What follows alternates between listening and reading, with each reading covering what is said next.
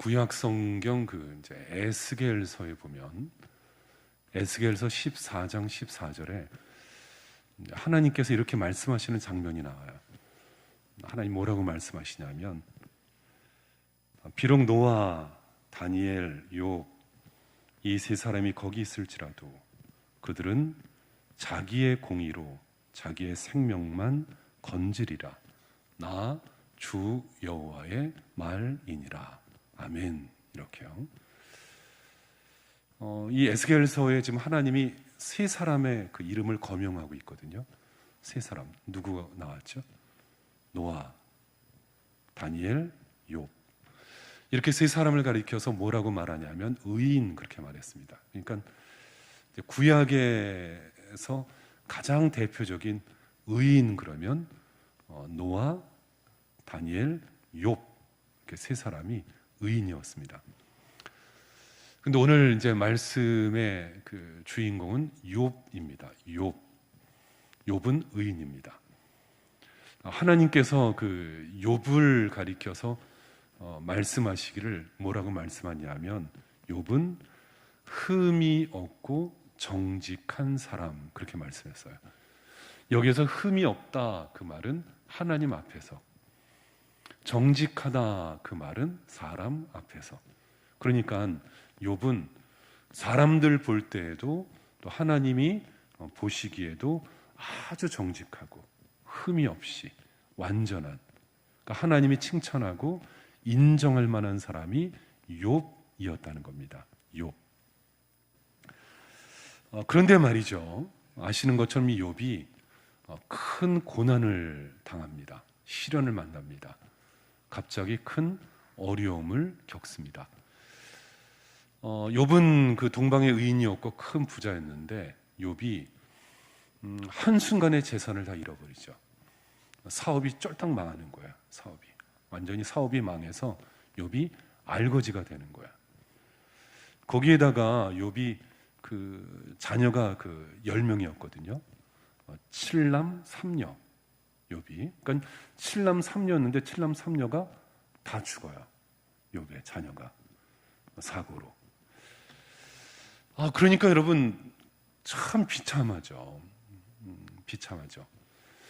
그뿐이 아니라 욥의 몸에 그 병이 듭니다. 그 불치병, 고치지 못하는 그 불치병에 걸려요. 욥이 본인 몸에. 다 뺏기고, 다 떠나고, 다 잃어버리고, 또 내 몸은 병이 들고, 엎친 데 덮친 경우로 욥의 그 부인이 와서 좀 위로해주고 남편을 좀 이렇게 어루만져 주면 되는데, 그 욥의 부인이 욥에게 그래요. 당신 죽어버리라고. 그 부인이 욥에게 하는 말이 당신 죽어버리라고. 당신이 그렇게 하나님 믿고 하나님 따르고 살다가 꼴 좋다고. 그러니까 그냥 하나님 저주하고 죽으라고. 여러분 그게 할 말입니까? 그게 할 말이 아니잖아요. 오히려 그 상한 마음을 좀 어루만져주고 남편을 다독거려주고 해야 되는데, 남편이 한다는 말이 하나님 저주하고 죽으라고. 당신 그렇게 하나님 믿더니 꼴 좋다고. 그렇게 말을 하는 거예요. 욥의 부인이. 그리고 집을 나가버려요. 그리고 또 친구라는 놈들이 찾아와서 한다는 말이, 친구들이 이렇게 겉으로는 위로해주는 척 하면서 속으로는 비웃는 거예요, 욥을. 그게 지금 욥의 상황이었습니다.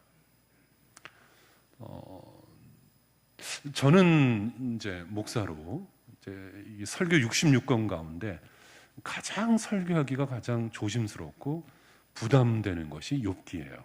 욥기. 참 어려운 본문이에요. 왜 그런 줄 아세요?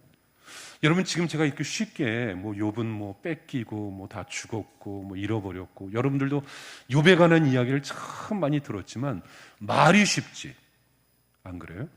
여러분 말이 쉽지, 그 가운데 한 가지만이라도 나한테 벌어졌다면 살 수 있겠어요? 여러분 그 말을, 그 마음을, 그 심경을 표현할 수 있겠어요? 나에게 그런 일이 벌어졌다면 한 가지만이라도, 그 중에 딱 그 일부분만이라도, 여러분 상상하기조차도 힘든 큰 고통입니다. 큰 시련입니다. 이걸 지금 겪은 거예요. 이걸. 여러분 우리도 그렇지 않습니까?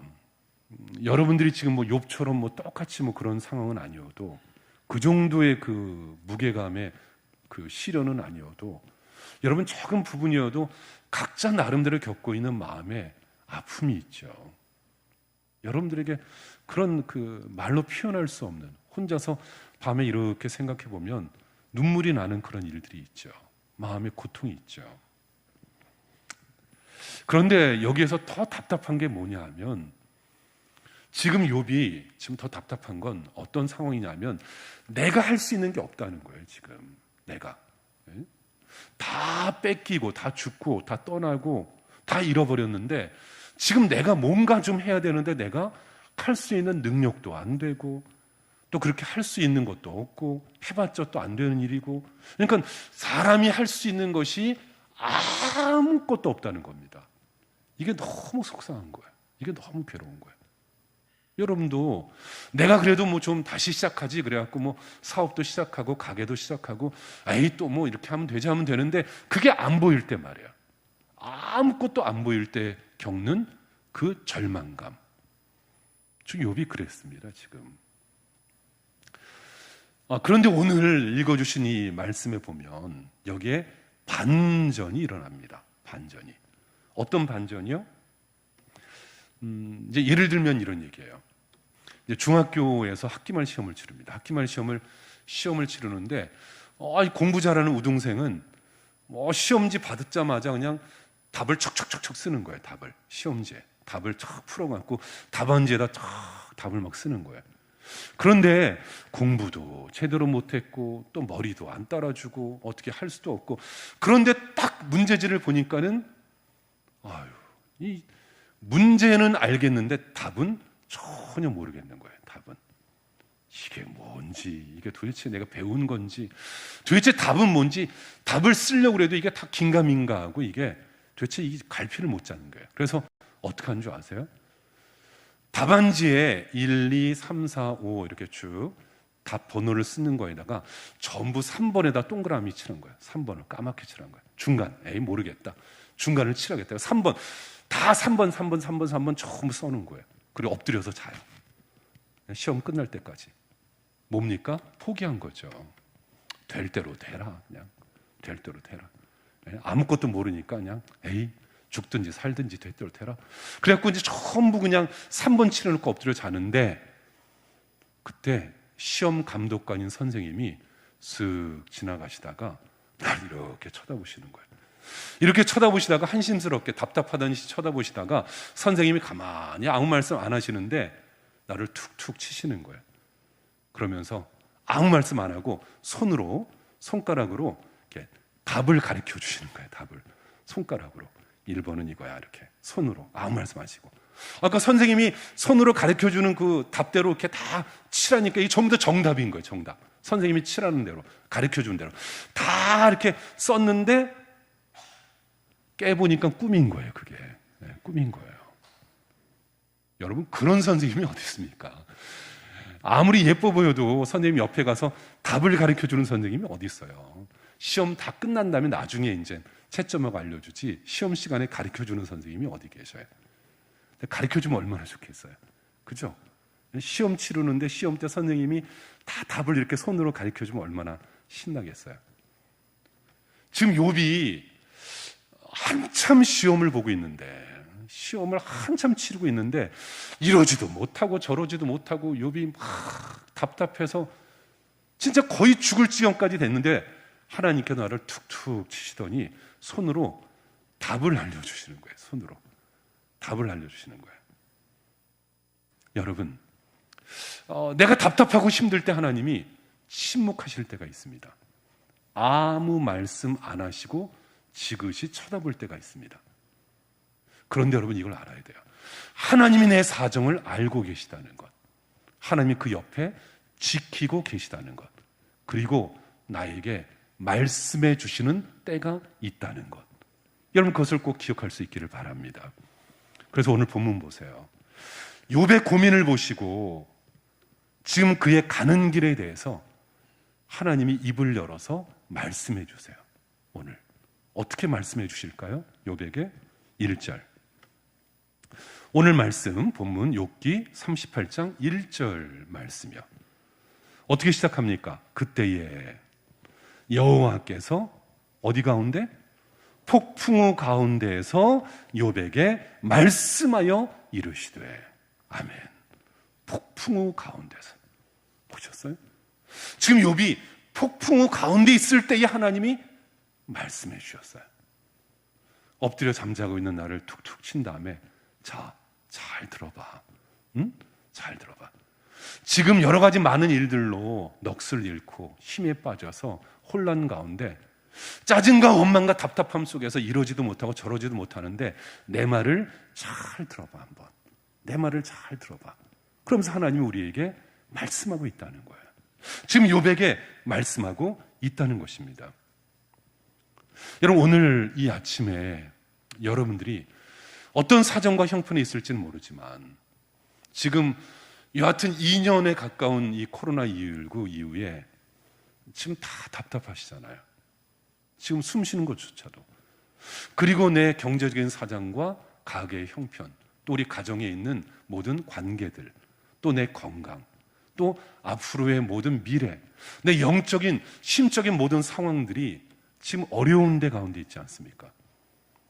이런 나에게 폭풍우 속에서 욥에게 말씀하시는 하나님의 음성이 저와 여러분들에게도 이 아침에 꼭 들려줄 수 있기를 축복합니다. 여러분, 하나님의 그 음성을 들으셔야 돼요. 나를 말씀해 주시는, 나에게 주님께서 말씀하시는. 그러면 지금 폭풍우 가운데 하나님은 욥에게 어떻게 말씀하셨을까요? 무엇을 하나님은 욥에게 말씀하셨을까요? 먼저는 나의 뜻을 알아야 한다는 거예요. 이 폭풍 속에 너를 둔, 폭풍 속에 네가 있는 아버지 하나님의 뜻을, 아버지의 그 놀라우신 원대하신 계획을 네가 꼭 알기를 원한다는 거예요. 하나님 그걸 말씀하시는 거예요.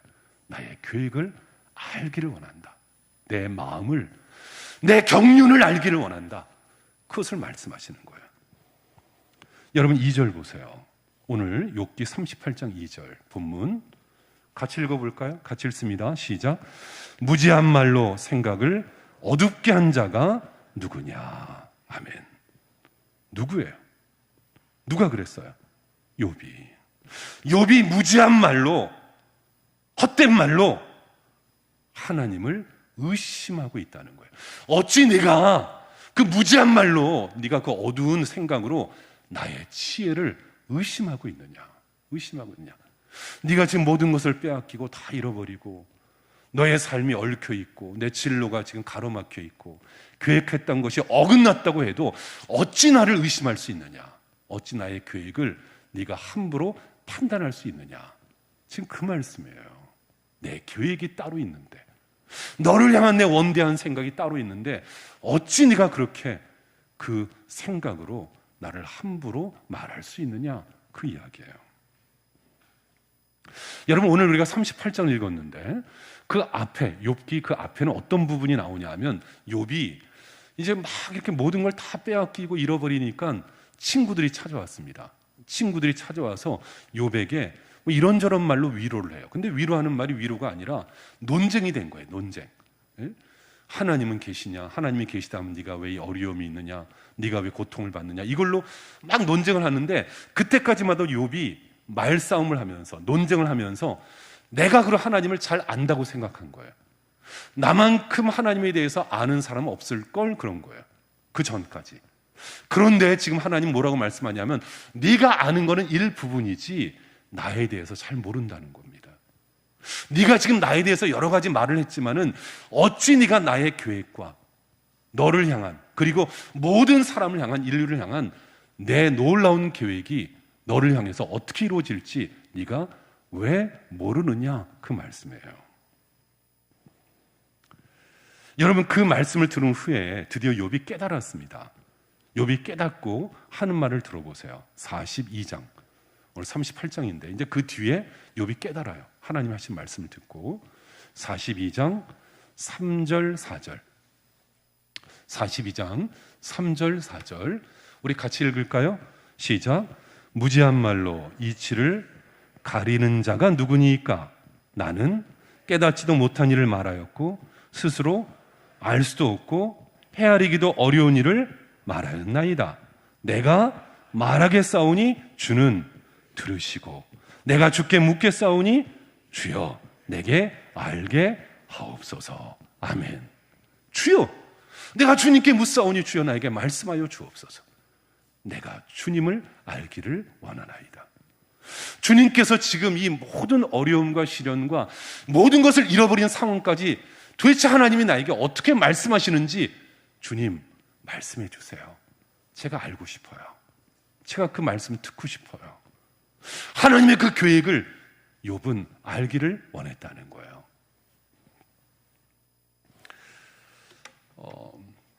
여러분 그 한문을 배울 때 이제 맨 처음 배우는 교과서가 있죠. 여러분 한문을 뭘 가지고 배웠습니까? 한문을 천자문, 그죠? 천자문을 가지고 한문을 배웠죠. 한문이 1000글자, 1000개 글자를 가지고. 그런데 여러분 이 천자문은 단순하게 그 한문 교과서가 아닙니다. 이 천자문은 고대인들의 그 우주론, 고대인들이 도대체 우주, 이 천체 우주 모든 세상의 이치를 어떻게 생각하느냐, 그걸 쓴 게 천자문이에요. 천자문이에요. 그래서 아시는 것처럼 천자문의 맨 처음이 어떻게 시작하나요? 맨 처음에 천, 지, 또 그 다음 세 번째 글자가 현, 황 이렇게 시작하잖아요. 그죠? 네 글자. 천지, 현, 황. 하늘천, 땅지, 거물현, 누를, 황. 근데 제가 한문을 배울 때요. 제가 한문을 배울 때 하늘천, 땅지, 거물현, 누를, 황. 그런데 이 땅지, 누를, 황은 이해가 됐어요. 그러니까 하늘은 검고 땅은 누렇다. 하늘은 검고 땅은 누렇다. 그러니까 땅은 누런 건 이해가 돼요. 그렇죠? 그럼 땅은 황토색이니까 땅은 누래요. 그런데 왜 고대인들은 왜 하늘을 검다고 말했을까? 하늘천, 땅지, 거물현, 누를, 황. 왜 하늘을 왜 검다고 말했을까? 이게 이해가 안 되는 거예요. 왜 하늘을 왜 검다고 말했을까? 여러분 그런 궁금증 안 가졌어요? 여러분들 아무 생각 없이 그냥 천자문 그냥 외웠죠, 그죠? 아무 생각 없이 그냥 뭐 하늘, 천, 따지, 가마솥에 누른밥, 뭐 박박 긁어서 너 하나 먹고 날 2개 먹고 뭐 그렇게 식으로 외웠죠. 그런데 거기에는 이치가 있대도 이치가. 땅은 누렇고 하늘은 검다. 왜 하늘이 검을까? 그거 아세요? 왜 검은지? 고대 사람은 어떻게 생각했냐면 여기에 검다라는 말은 전체적으로 물리적으로 검은색이 아니에요. 검은색이라고 말하면 검을 흙을 써야 되는데 검을 흙을 쓰지 않고 검을 현을 쓴 이유는 심오한, 이걸 알아야 돼요. 사람의 이성과 생각과 철학으로는 도저히 이해할 수 없는 심오한 세계가 하늘이라는 거야. 하늘. 사람의 생각으로는 이해할 수 없는, 감히 판단할 수 없는 바로 그 놀라운 세계가 하늘이라는 거야. 하늘. 그게 검은이에요. 검은 혈. 그래서 이 색깔, 이 모든 색을 다 그냥 모아가지고 한꺼번에 모으면 색이 뭐가 나옵니까? 모든 색을 모으면 그 색이 무슨 색이에요? 검정색이죠. 네? 검정색이라고 그러잖아요. 아이가 아빠 하나님 어디 계셔? 그럼 뭐라고 대답해요? 하늘에 계셔. 여러분 진짜 하나님이 하늘에 계십니까? 그게 아니고 사람의 생각과 사람의 모든 이성과 논리와 사람이 갖고 있는 모든 판단을 뛰어넘는 그 위에 계신 것이 하나님이라는 거예요. 그래서 우리 기도할 때도 어떻게 기도해요? 하늘에 계신 우리 아버지. 하나님이 하늘에 계신 게 아니잖아요. 여러분 하나님이 나를 향한 그 놀라운 계획이 있음을 알아야 돼요. 우리가 지금 이해할 수 없습니다. 판단할 수 없습니다. 왜 내 재산을 뺏어가는지, 사업이 안 되는지, 우리 자녀에게 어려움이 있는지, 지금 내 건강에 왜 문제가 찾아왔는지, 내가 생각하는 인생의 스케줄이 왜 꼬여 있는지, 왜 우리의 가족 간의 관계가 얽혀 있는지, 우리의 모든 상황에서 생각했던 것에 실패가 있는지는 지금은 알 수는 없지만 하나님 아버지의 분명하신 그 계획은 합력하여 선을 이루시는 계획이 있음을 우리가 믿는 것입니다. 지금은 천천히 이루어지는 것 같지만 하나님은 분명하게 확실하게 세미하신 손길로 우리를 보살피시고 그 가운데 생명으로 인도하시고 구원으로 인도하시는 것이 하나님의 계획인 것을 믿으며 사는 것입니다. 그것을 알아야 한다는 거예요. 어찌하여 너는 하나님에 대해서, 하나님의 계획에 대해서 함부로 말하느냐. 무지한 말로 나를 의심하지 말고 나의 그 계획을 알라. 욥이 말합니다. 하나님 말씀하여 주시옵소서. 이제는 제가 듣겠습니다. 여러분, 하나님의 계획을 깊이 묵상하고 하나님이 우리의 가정과 내 삶에 이러한 일을 통하여 폭풍우 속에서 어떤 계획을 이루시는지 그것을 여러분들이 마침내 볼 수 있는 우리의 약속의 가족들이 다 되시기를 바랍니다. 하나님은 폭풍우 속에서 말씀하셔요. 내 계획을 알기를 원한다. 내 계획을 알기를 원한다. 지금은 알 수는 없지만 그 심오한 계획이 어디 있는지 지금은 잘 안 보이지만 말이에요. 두 번째는 하나님께서 뭐라고 말씀하시냐면 인생의 폭풍우 속에서 내가 막 힘들어하고 이렇게 저렇게도 못할 때 하나님이 나에게 내 어깨를 치시면서 말씀하시는 거예요. 담대하라. 담대하라. 주님께서 말씀하신 거예요. 담대하라. 담대하라. 겁내지 마라. 겁내지 말고 떨지 말고 담대하라.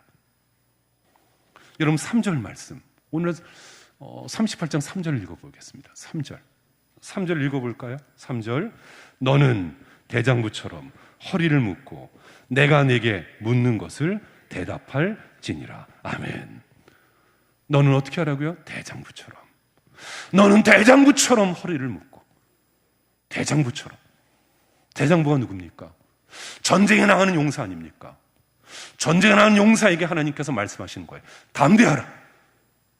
이 전쟁은 너에게 속한 것이 아니요, 이 전쟁은 나에게 있는 것이니 나를 믿고 담대하라.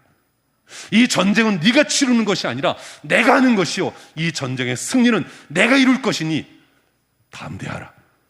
하나님께서 말씀하시는 거예요. 여러분, 담대하시기를 바랍니다. 지금 어려운 형편, 답답한 상황, 모든 것이 얽혀있고 모든 것이 지금 내 가운데 다 나를 묶고 있지만은, 나를 얽어매고 있는 그 모든 상황 가운데서도 믿음의 담력을 가질 수 있기를 바랍니다.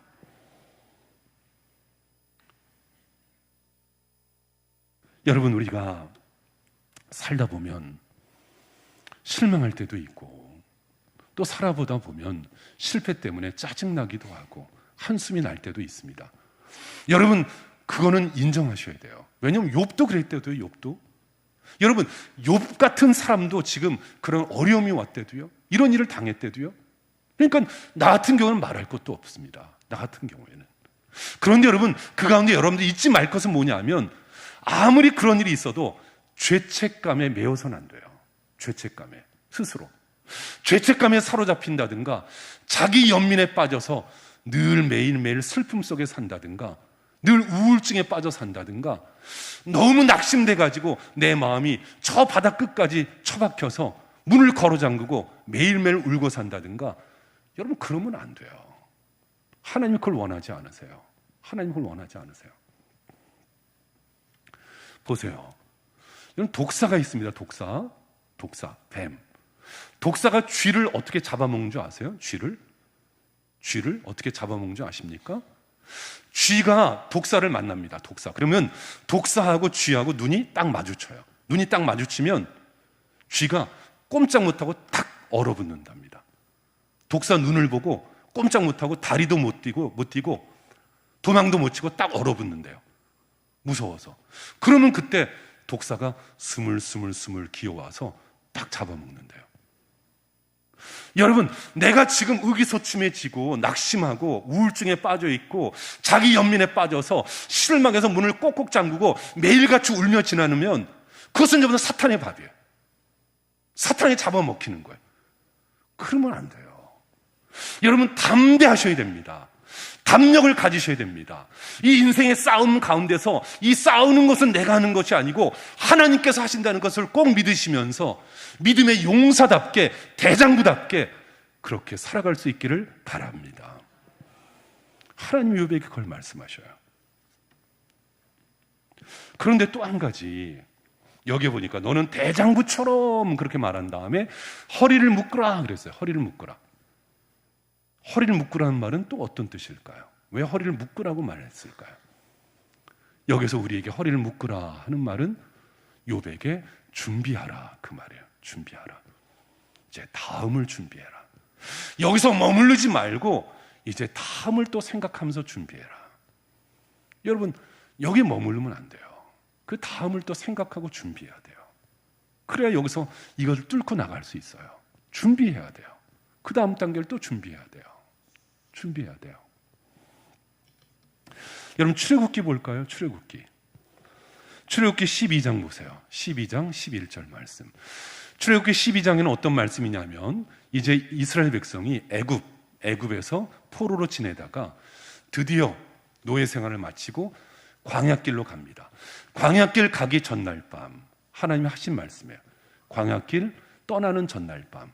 자, 뭐라고 말씀했는지 12장 11절 우리 읽겠습니다. 12장 11절 시작. 너희는 그것을 이렇게 먹을지니 허리에 띠를 띠고 발에 신을 신고 손에 지팡이를 잡고 급히 먹으라. 이것이 여호와의 유월절이니라. 아멘. 무슨 말이에요? 이제 광야로 가기 전날 밤에 준비해라. 준비하는 첫 번째가 뭐라고요? 허리에 띠를 띠고 그 다음 발에 신을 신고 손에 지팡이를 들고 준비해라. 여러분, 준비하며 사는 겁니다. 준비하며 사는 겁니다. 정말 지혜로운 사람은 그 다음을 준비해요. 다음을. 아직은 일어나진 않았지만, 발생되진 않았지만, 아직 앞에 온 건 아니지만 그 다음을 미리 생각해 봐요. 미리. 그리고 준비하는 거예요. 혼자서 요트를 타고 작은 그 배를 타고 세계를 한 바퀴 돈 분이 있었습니다. 세계를 혼자서 배를 타고 혼자서 무동력 돛이 있는 닻이 있는 저기로 한 바퀴 돈 요트를 타고 한 바퀴 도신 분이 있었어요. 1년 6개월 걸렸습니다. 1년 6개월 만에 태평양, 인도양, 대서양 해갖고 한 바퀴 돌았습니다. 1년 6개월 만에 와서 강의를 했는데 그분이 강의 때 이렇게 물었어요. 여러분, 바다는 참 위험합니다. 그런데 바다에서 요트를 타고 나갈 때 가장 위험할 때가 언제인 줄 아십니까? 가장 위험할 때. 그래서 사람들이 말했어요. 태풍 불 때 아닌가요? 혹시 폭풍우가 불 때가 위험하지 않을까요? 그래서 그 사람이 이렇게 말했습니다. 아니요. 태풍이나 폭풍우는 위험하지 않습니다. 왜냐하면 태풍과 폭풍우가 오면 딱 준비하고 있다가 긴장하고 집중하고 그것을 타고 넘어가기 때문에 그때는 위험하지 않습니다. 그런데 1년 6개월 세계를 돌면서 가장 위험할 때가 언제냐면 바다가 잔잔할 때, 잔잔하고 바람 한 점 없을 때가 가장 위험합니다. 그 이유는 마음의 준비 없이 평안하게 넋놓고 있다가 그 순간에 준비 없이 있을 때 한순간의 작은 바람에도 위험한 처지에 빠질 때가 참 많습니다. 그때가 위험합니다. 여러분, 인생이란 쾌청한 날도 있죠. 인생은 잔잔한 날도 있습니다. 여러분, 잔잔한 가운데 있습니까? 쾌청한 날이 있습니까? 좋은 일이지만 다음을 준비해야 돼요. 허리에 띠를 띠고 준비하셔야 돼요. 여러분, 인생이란 그런 게 아닌 것 여러분 잘 아시지 않습니까? 같은 버스를 타고 가도 앞자리에 있는 아빠는 살아나고 뒷자리에는 딸은 죽고, 그게 인생 아닙니까? 인생이란 똑같은 두 버스가 지나가는데 1초 사이로 앞에 버스에 타신 분들은 생존하고 1초 사이에 뒤따라온 버스에 있는 분들은 다 돌아가시고, 여러분, 인생이란 그런 일들이 비일비재 많아요. 비일비재 많아요. 한순간이에요. 한순간 우리가 살아가는 거예요. 한순간을. 내 인생을 내가 설계한다? 누가 감히 그런 말을 해요? 나는 열심히 살고 내일을 준비했다. 미래를 오늘도 준비한다. 노후를 준비한다. 그 노후가 도대체 누구의 것이에요? 누가 그것을 허락하는 거예요? 누구 손에 있는 거예요? 여러분, 하나님이 주시는 지혜와 믿음을 가지고 허리에 띠를 띠고 준비하는 우리의 성도의 지혜가 있기를 바랍니다. 그리고 폭풍우 속에 있다면 담대하십시오. 담력을 가지십시오.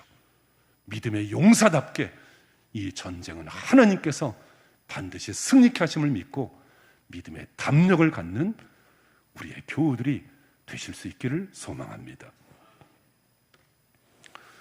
마지막 세 번째로 하나님이 폭풍 속에서 무엇을 말씀하고 있냐면 이 가운데 절대 주권이 누구에게 있는지 알기를 원한다는 거예요. 하나님의 절대 주권이 있음을 꼭 기억하라는 거예요. 하나님 그것을 지금 욥에게 말씀하셨어요. 내 말을 잘 들어라. 이 모든 게 절대 주권이 나에게 있다. 나에게. 이것을 잊지 마라. 여러분, 그래서 그 전에 필요한 전제 조건이 있는데 그 전제 조건이 뭐냐 하면 하나님의 그 왕되심, 하나님의 그 창조주 되심을 알기 위해선 나를 봐야 돼요. 내가 얼마나 한계 가운데, 연약한 가운데 살고 있는지. 3절 보십시오. 3절. 오늘 보면 3절. 너는 대장부처럼 허리를 묶고 내가 네게 묻는 것을 대답할지니라. 내가 네게 묻는 것을 대답하라. 하나님께서 지금 뭐라고 말씀하냐면 이제부터 내가 묻겠다. 내가 욥 너한테 물을 테니까 대답해봐라. 그러면서 4절부터 하나님이 39장까지 아주 긴데 오늘 38장 4절부터 39장까지 계속 물어보세요. 욥에게. 계속 물어보세요. 계속. 여러분, 그 전에는 욥이 하나님께 따지듯이 물었거든요. 그 앞에는 하나님께 따지듯이 궁금해서 의심하면서 물었거든요. 여러분도 그렇지 않습니까? 우리에게 어려움이 있습니다. 문제가 있습니다. 해결되지 않은 답답함이 있습니다. 그러면 여러분이 하나님께 묻죠. 기도하면서 또는 혼잣말로. 하나님, 왜 이렇게 됐습니까? 하나님, 도대체 무엇이 문제입니까? 하나님, 왜 안 도와주십니까? 하나님, 왜 침묵하십니까? 하나님, 왜 저대로 놔두십니까? 하나님, 왜 악한 자는 그냥 놔두고 제가 이런 고난이 왜 있습니까? 계속 묻잖아요. 계속. 욥도 계속 물었거든요. 그 앞에. 그런데 이제 여기 3절에서 뭐라고요? 이제는 내가 너에게 물을 테니 대답해라. 내가 너한테 물을 테니 대답하라. 그러면서 여러분 4절부터 하나님이 계속 물어보시는데 뭘 물어보실까요? 39장까지 계속 물어보시는 게 뭘까요? 4절에 제일 처음에 물어보는 게 뭐예요? 내가 땅에 기초를 놓을 때에 너는 어디에 있었느냐? 이 땅에 주춧돌을 놓을 때에 너는 무엇을 하였느냐? 이 세상의 모든 만물을 지으신 이는 누구더냐? 하늘에 있는 별, 땅에 있는 짐승, 바다에 있는 물고기, 이 모든 것들을 창조하신 이는 누구더냐? 인간이란 무엇이더냐? 이 모든 것의 결말과 결국과 모든 끝은 누구 손에 있더냐? 그걸 묻는 거예요. 내가 창조주 하나님이고 이 모든 것에 기초를 두었고 이 모든 것에 경계와 주춧돌을 두었는데 어찌 내가 지금 나를 의심하고 왜 그렇게 말하느냐? 하나님이 그것을 물으시는 거예요. 욥이 이 말을 들으자 너무 부끄러운 겁니다. 38장 4절부터 39장까지 하나님이 계속 그렇게 질문하니까 욥이 그 질문을 듣고 하나님 잘못했습니다. 제가 하나님을 너무 의심했습니다. 하나님의 그 능력과 하나님의 살아계심, 그 주권을 제가 제대로 믿지는 않았습니다. 그리고 40장 보세요. 하나님 물으시는 말에 40장에 뭐라고 말하는지. 40장 1절 2절 여호와께서 또 욥에게 일러 말씀하시되 트집 잡는 자가 전능자와 다투겠느냐? 하나님을 탓하는 자는 대답할지니라. 자, 이렇게 말씀하시자 욥이 3절 4절 이렇게 답하죠. 3절 4절 읽을까요? 3절 4절 읽습니다. 욥이 여호와께 대답하여 이르되 보소서 나는 비천하오니 무엇이라 주께 대답하리이까? 손으로 내 입을 가릴 뿐이로소이다. 아멘. 하나님이 묻자 욥이 어떻게 했다고요? 손으로 입을 가려요. 그러면서 유구무원입니다. 제가 부끄러워서 말을 못하겠습니다. 하나님은 모든 경계를 지으시고 모든 것에 주춧돌이 되시고 모든 것을 잊게 하시고 모든 것을 잘하게 하시고 모든 것을 거두게 하시는 분인데, 제가 하나님 앞에 계속 따지듯이 물었는데 하나님, 제 입을 가리나이다. 사랑하는 여러분, 이제는 하나님의 음성을 들읍시다. 우리가 하나님께 하나님 도대체 왜 그렇습니까? 하나님 도대체 무엇 하십니까? 그렇다면 이제는 하나님은 살아계시고 하나님은 창조주이시며 하나님은 주권자이시며 하나님은 모든 것의 주재자이시며 하나님은 모든 것의 통치자 되시는 그 하나님, 그 하나님의 말씀하심을 여러분이 있는 자리에서 꼭 귀를 기울여 들을 수 있기를 바랍니다. 그 말씀을 들어야 합니다. 미국 CNN 텔레비전에 토크쇼의 황태자라고 불려지는 레리 킹이라는 분이 있었습니다. 이 레리 킹이 쓴 책이 있습니다. 대화의 법칙이라는 제목의 책입니다. 레리 킹은 대화의 법칙에서 대화의 첫 번째 1원칙, 듣는 것, 이렇게 말했습니다. 대화의 첫 번째는 듣는 것. 모든 대화의 첫 번째는 듣는 것입니다. 학교에서 공부도 잘 듣는 애가 공부도 잘해요. 되게 공부 잘하는 애는 잘 들어요. 공부 못하는 친구들은 산만해요. 듣지를 않아요. 자꾸 딴 생각만 해요. 여러분, 이런 얘기 들어보셨습니까? 이렇게 말이 많어. 아유, 도대체 말이 너무 많어. 좀 말 좀 줄여. 말 좀 줄여. 말 많은 것은 비난받습니다. 말 많으면 실수합니다. 말 많으면 공격받습니다. 하지만 왜 이렇게 잘 들어? 이렇게 많이 들어? 이런 말은 하지 않습니다. 잘 들을수록 좋은 겁니다. 많이 들을수록 좋은 겁니다. 잘 들어줄수록 좋은 겁니다. 요즘 우리의 문제는 말은 많은데 잘 듣질 않아요. 다 자기 말들은 많이 하는데 듣지를 않아요. 터키 속담에 말하는 것은 씨를 뿌리는 것이고 잘 듣는 것은 수확하는 것이다. 열매를 거두는 것이다 그랬습니다. 잘 듣는 사람이 많은 열매를 거둘 것입니다.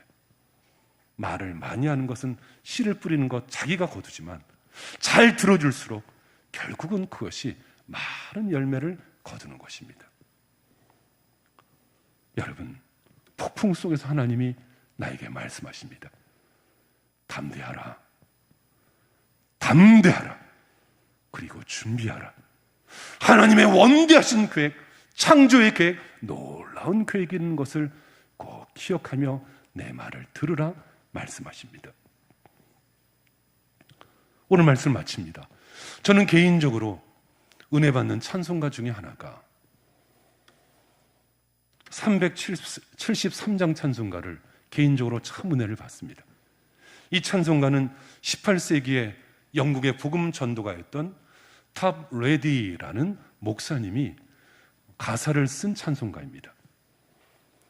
그 가사의 1절은 이렇습니다. 고요한 바다로, 고요한 바다로 저 천국 향할 때 주 나에게 순풍을 주시니 참 감사합니다. 그리고 2절 가사는 이렇습니다. 큰 물결이 일어나서 내가 쉬지는 못하지만 이 풍랑 인하여 더 빨리 나가니 감사합니다. 사랑 여러분, 오늘 이 아침에 주님은 폭풍 가운데 나에게 말씀하여 주십니다. 폭풍 속에 있을 때 하나님은 내 어깨를 감싸 주시면서 나에게 말씀하여 주십니다. 나에게 원대한 계획이 있다고, 신비하고 놀라운 계획을 가지고 있다고, 담대하라고, 담력을 가지라고, 나를 믿고 준비하라고 말씀하십니다. 그 말씀이 들리지 않습니까? 잘 이해되지 않습니까? 그러면 우선 하나님께만 집중하십시오.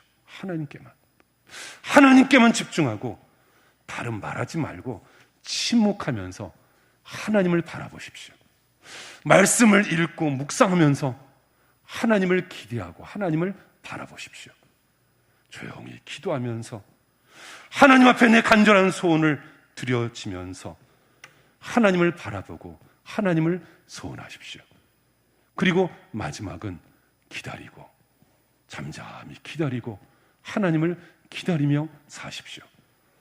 하나님께서 폭풍 가운데 우리 가운데 말씀하여 주시는 그 음성을 우리가 듣게 될 것입니다. 기도합니다. 아버지 하나님, 우리가 참 어려운 시절을 보내고 있습니다. 주여, 이러한 때도 나와 함께 하시고 나를 가르쳐 주시고 알려주시고 나를 안아주시며 나에게 말씀하시는 주님과 함께 살아가는